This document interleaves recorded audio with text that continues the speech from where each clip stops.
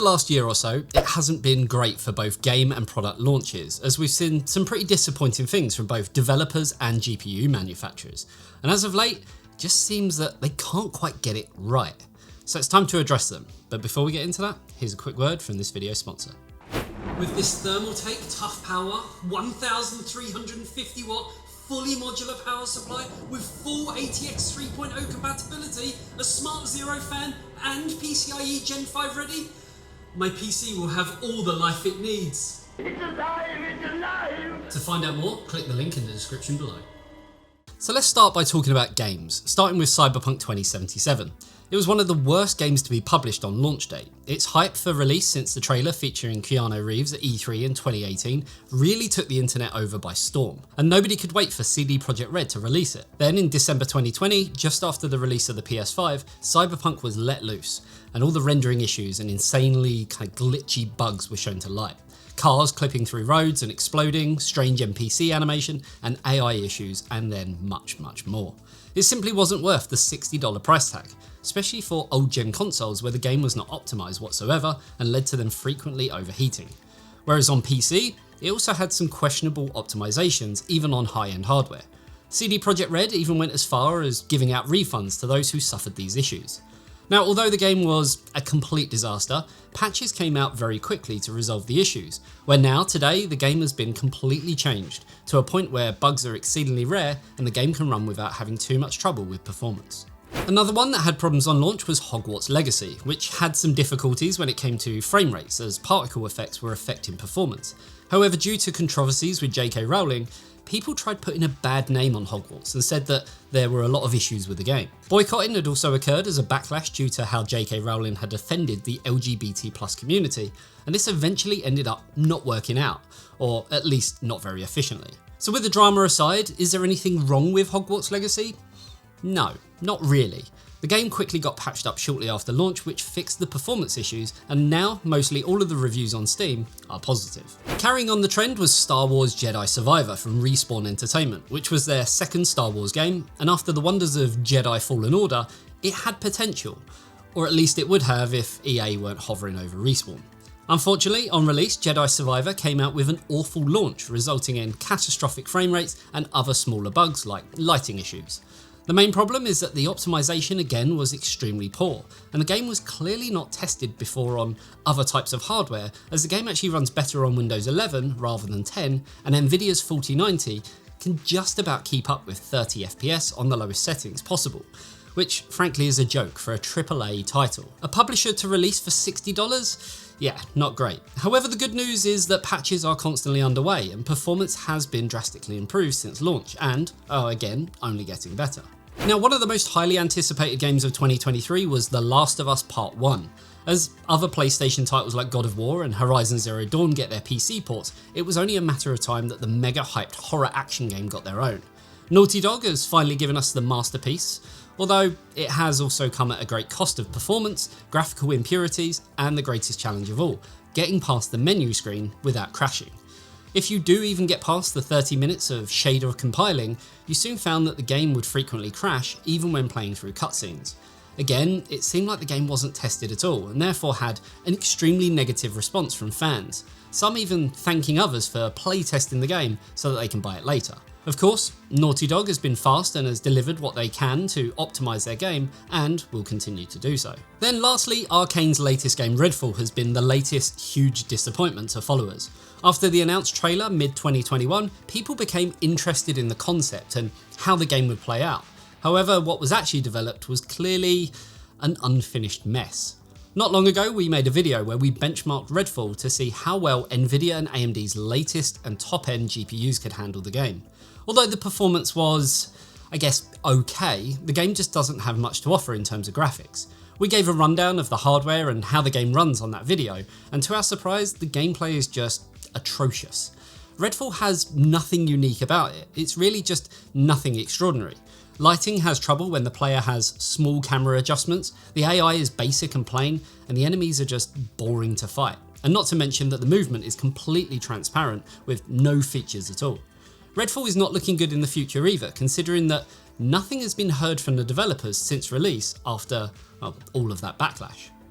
Then that leads us on to the next part, the RTX 4060 Ti, RX 7600 and VRAM issues.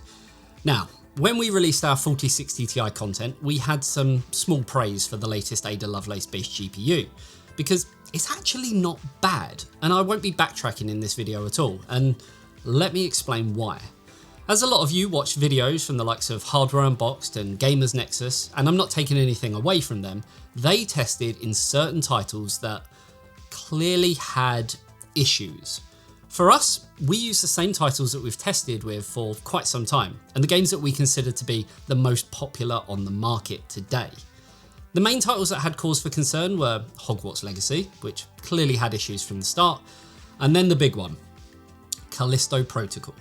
Now, that one, to me and everyone else in the office, is a funny one, as people aren't playing it. Not because it's a hot mess or anything like that, but because it's, and how do I put this delicately?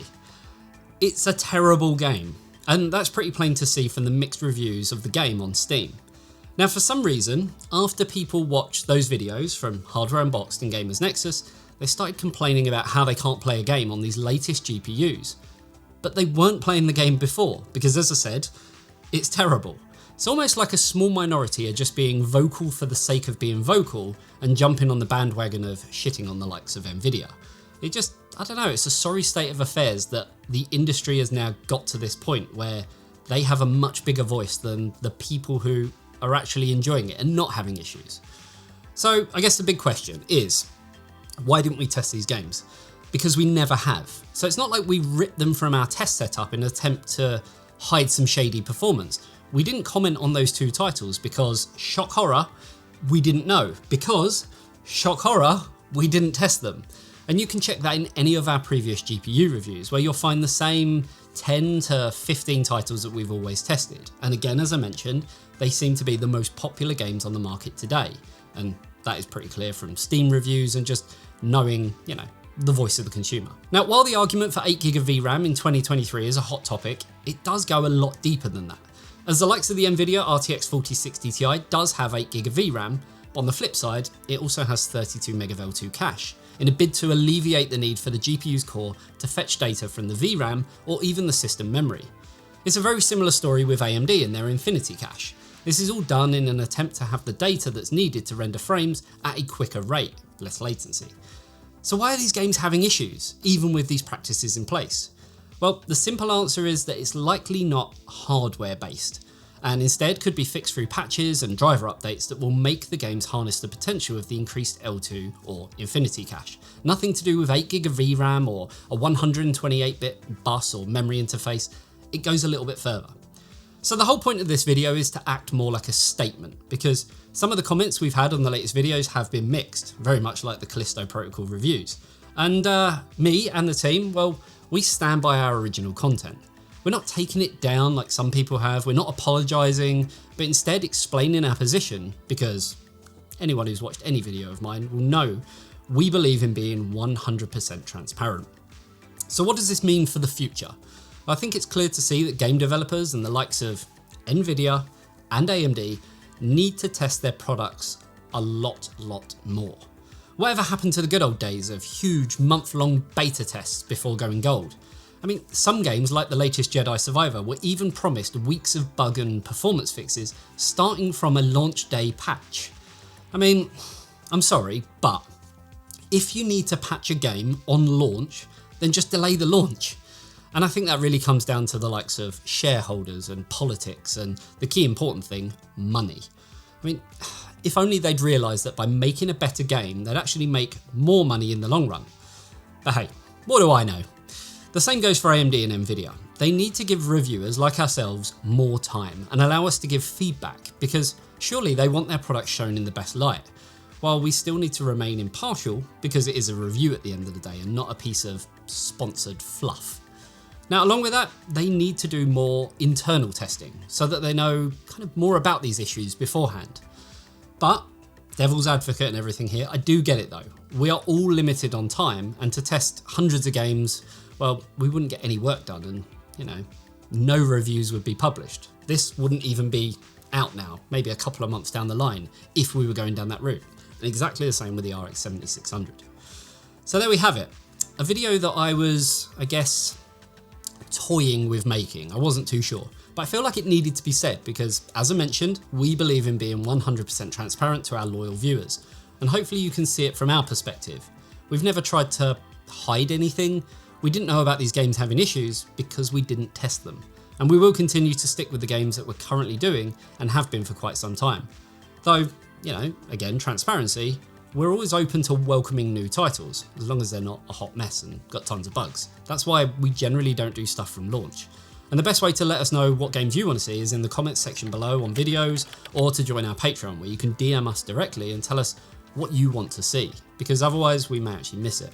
Along with all the other benefits that come included with that, like behind the scenes content, bi-weekly game nights, and much more. The link for all that good stuff is down below. Hopefully you enjoyed this video. If you did, a like and a sub to the channel would be amazing, and I'll see you in the next one. See you later, guys. Bye bye.